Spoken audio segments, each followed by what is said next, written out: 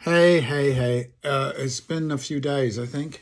Um, and this one, I kind of minded. It's been there it's mined as in coal mine. It's been there for a long time, or it's been coming a long time. Anyway, until now, I have swung at windmills, perhaps, but there is an amazing void appearing, a sinkhole. Or perhaps the need for strange and overwhelming religion will grow as fast as and parallel to crypto. As a person who has only ever worried about money very little and otherwise not thought of it at all, I have never associated it with the good life, a good life, the good life. I have always had money for basic food. I do cook also, have never been in debt, always paid rent. I don't dislike money. I don't associate it with sin, don't see it as the root of all, etc. I don't feel better about myself if I have a lot, bad if I have a little. I don't find rich women sexier than otherwise. In fact, the opposite. And so don't see money as the aphrodisiac it is famed to be. A while ago, I wrote a thread on Threads about Elon Musk and all that. The rage was funny. There was the deep revelation that they said I was just jealous, which was the point of my thread, really. For me, he has nothing to be jealous of, but the angry were deeply tormented by this jealousy or its sycophantic shadow. It might also be the point of wealth among men, I will be the envy of. A great cultivated friend asked me one time, don't you want to compete? I thought a moment, then I said, oh, I just always forget. The rich I have met have only been interesting to me as stuffed animals and dioramas. It's not their fault, it is mine. I don't get it. They have been to date, in my experience, much less interesting than a storyteller or a motorcycle mechanic.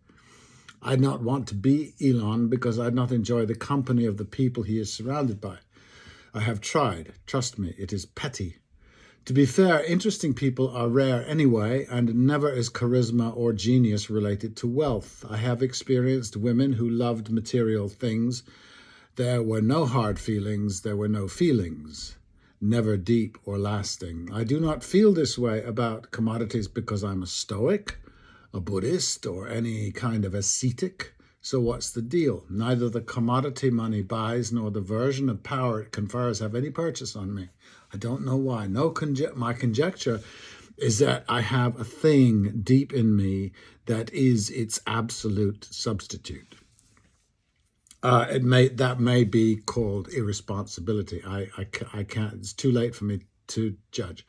About this possibility, I have no judgment, so I don't explore it at all. And in 70, it had never presented an issue, a stumbling block, a wobbly stone crossing any stream.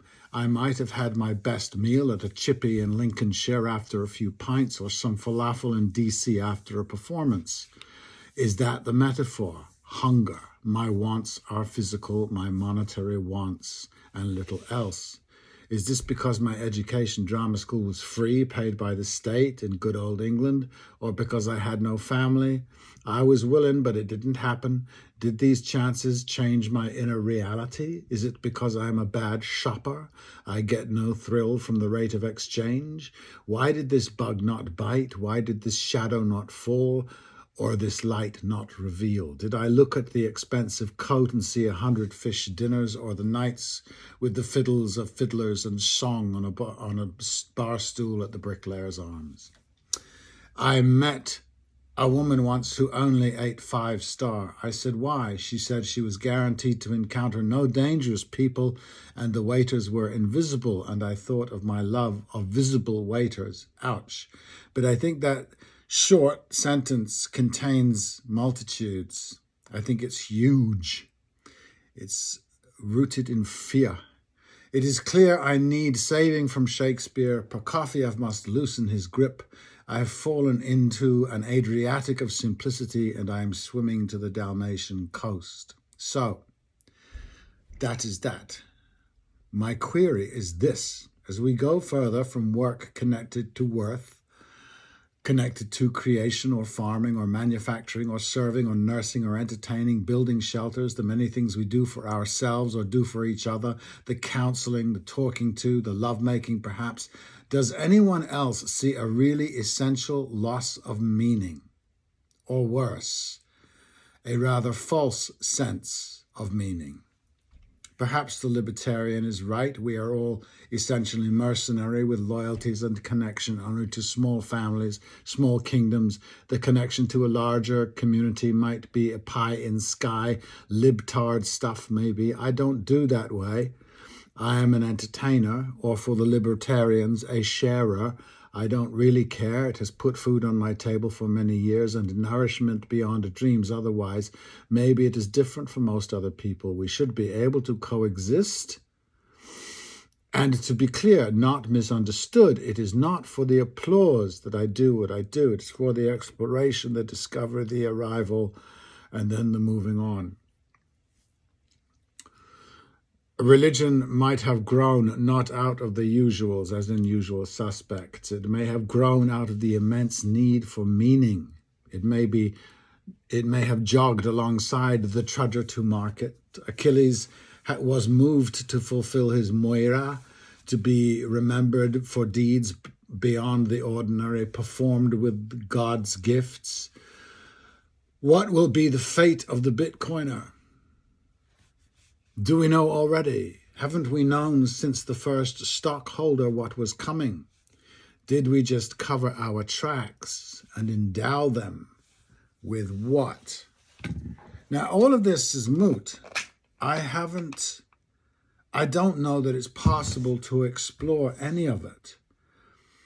I think, people who pursue Audis and for whatever psychological reasons, though, or reasons they may have, that they feel it's status or whatever they feel about what they do, it has meaning. It is meaningful to them. It serves a function. But as far as I can tell, and because ever since I guess I was in my teens, and I remember being asked in the sixth grade in Pittsburgh, Pennsylvania, to tell what I thought I wanted to do in the future, and I said I have no idea why. I think it's probably watching Gilligan's Island or something. And I said, I want to be a movie actor. No notion of what it was at all. I was 11. And I remember them being very concerned to dissuade me from this notion.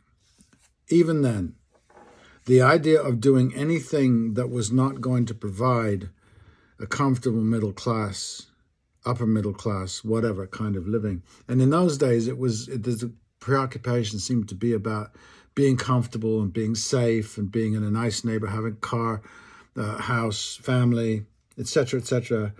In those days, college was not exorbitant, so that didn't factor in as much. But life in America was more expensive than certainly it was in England at the time. But it was that concern. That was the concern. And good Lord, I mean, at some point, very early, very soon after that, I think I was acquisitive for about 2 years after the sixth grade, let's say into the eighth grade. I think I really did. I thought about cars and houses and marriages and all that sort of stuff, and then it just disappeared. Probably my first dance class, my first encounter with great art, something, and then of course acting came along, and it's not like, it's like I say, it's not a rejection of what money is, but it's a replacement, it's a substitution.